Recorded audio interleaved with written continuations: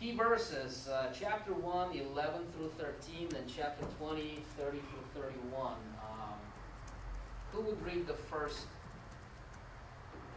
chapter 1, verses 11 through 13, from New World Translation? I got it. Is that a good one? No. Yeah, it's supposed to be originating from a lot of Greek and Hebrew manuscripts. Yes, so they say. 11 to 13? Yeah. He came into his own, and those who were his own did not receive him. But as many as received him, to them he gave the right to become children of God, even to those who believe in his name, who were born, not of blood, nor of the will of the flesh, nor of the will of man, but of God. Thank you. And chapter 20, verses 30 through 31.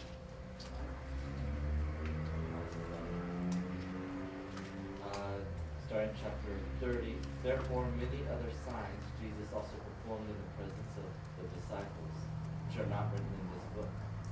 But these have been written so that you may believe that Jesus is the Christ, the Son of God, and that believing you will have life in him. Thank you very much. Now you know the key verses. And key chapter is chapter 3. So John thought his book was evangelistic. John thought the book was evangelistic. Yeah. Well, you're going to have to apologize to you guys when you meet Well, in heaven. we'll have a little Because, you conversation. know, what about all these bad things you say about me, that gospel? Oh, he's gonna be waiting at the door when he gets in there. Oh, you see, I hope that Peter will be there, so I won't have to Peter's face going to be John like, for how a do we while. get it? John's going to hold it. No. Okay, let's take 20-ish, 5-ish. 20-ish. Right? So there's, Okay. it says in the instructions there's no quiz next week. Next week, Next lesson. because we have presentations, I right? read just for emphasis. Where's this presentation talking about? Yeah, what? Not Is good that enough? right? Isn't that PJ?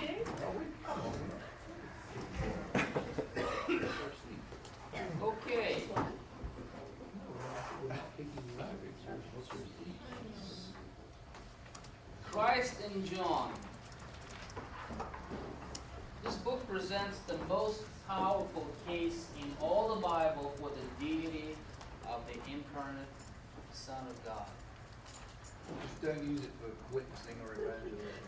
Yeah.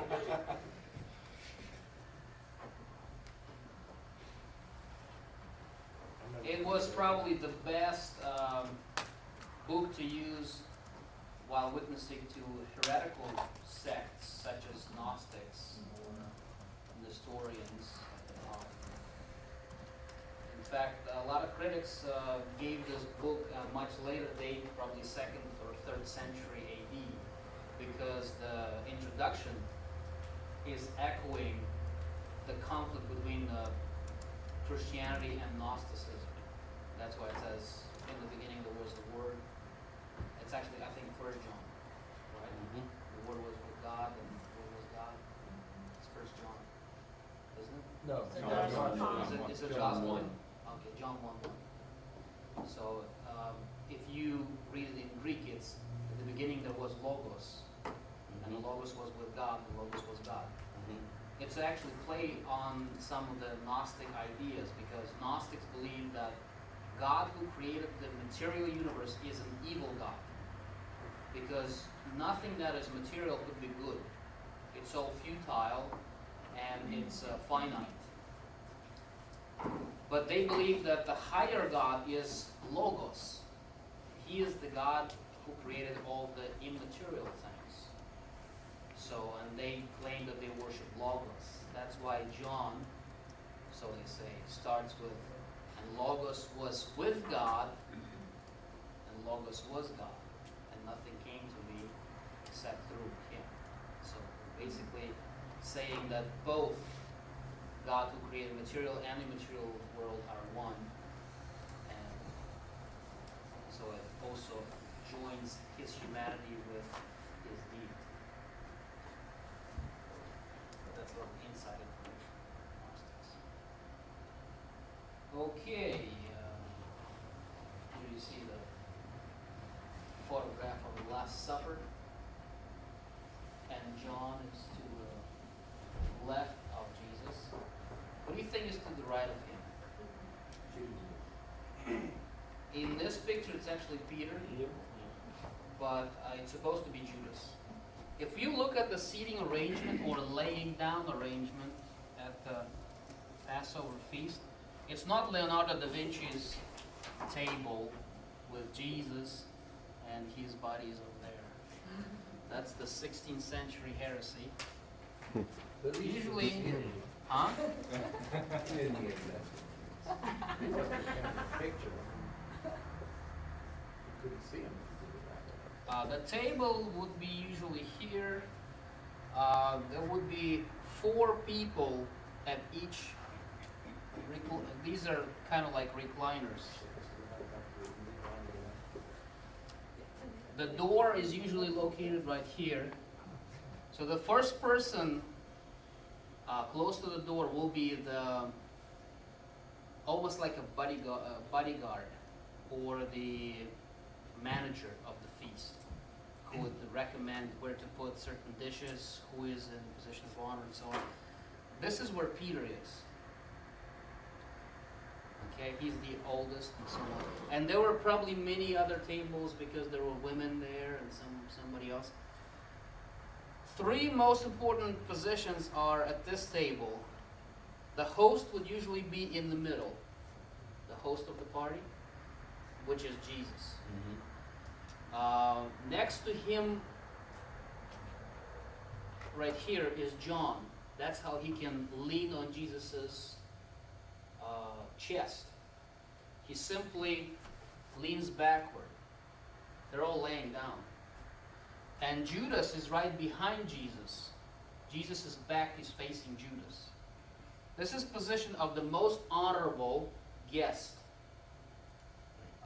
And Jesus shows him the utmost respect and honor by placing him in the most vulnerable to him position, open to him with his back. So if he would be one of the enemies wanting to kill the host, he could easily reach out for the knife and stick it in Jesus' back. So this was Jesus' way of saying to Judas, I still trust you, I still respect you, and I'm willing to be your friend. That's why a lot of disciples didn't believe or didn't even figure out that Judas was the one who betrays Jesus. Because how could you be at the position of the utmost respect and honor, and the sign of dipping piece of bread into the same dish with the host is even the highest honor that one can get. And if the host takes your piece of bread and dips it into his dish and gives you, this is like the highest kind of honor that the host can show. So after acting out very honorable things and saying that one of you will betray me, none of the disciples would ever point out to Judas.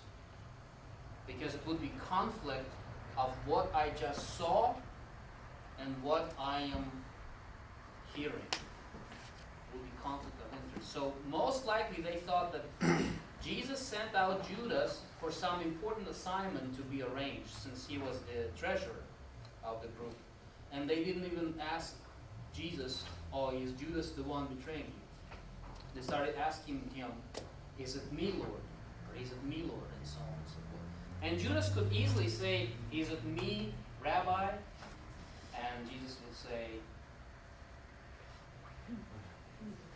well, you say so. And probably nobody else heard it because he is right next to him on this side.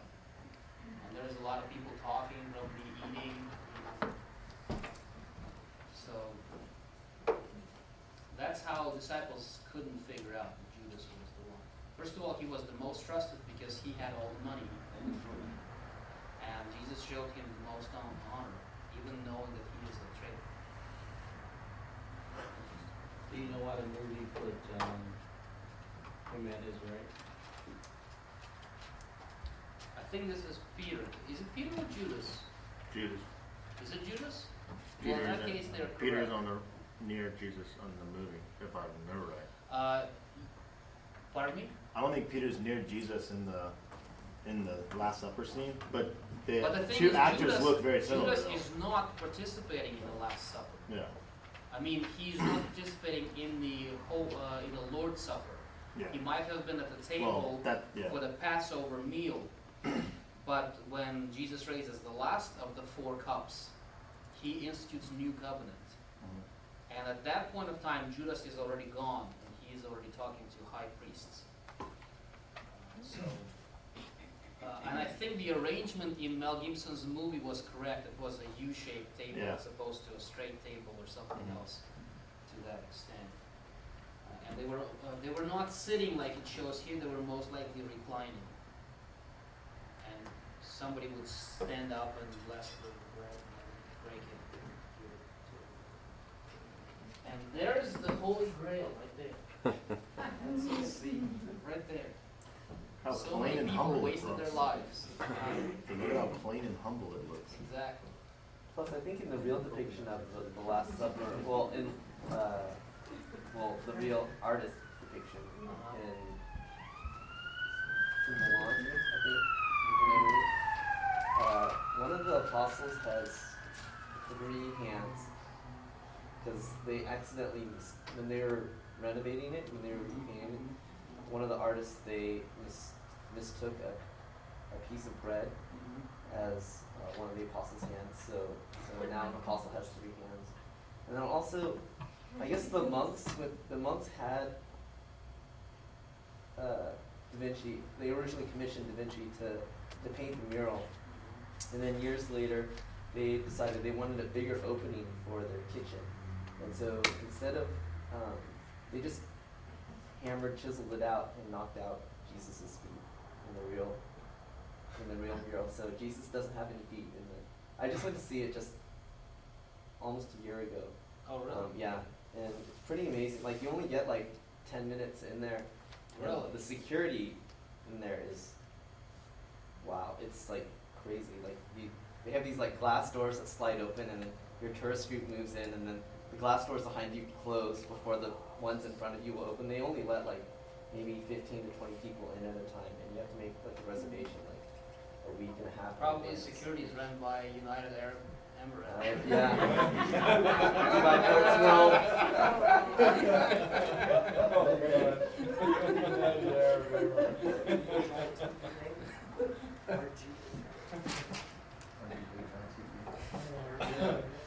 Let's sell our airports to Pakistan.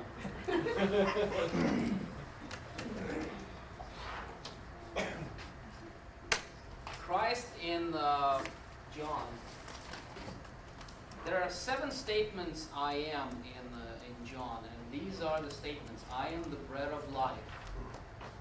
And these are ludicrous statements if you don't understand what Jesus is talking about and you're just new to everything. I am the bread of life. What do you mean we have to eat you? Is that cannibalism?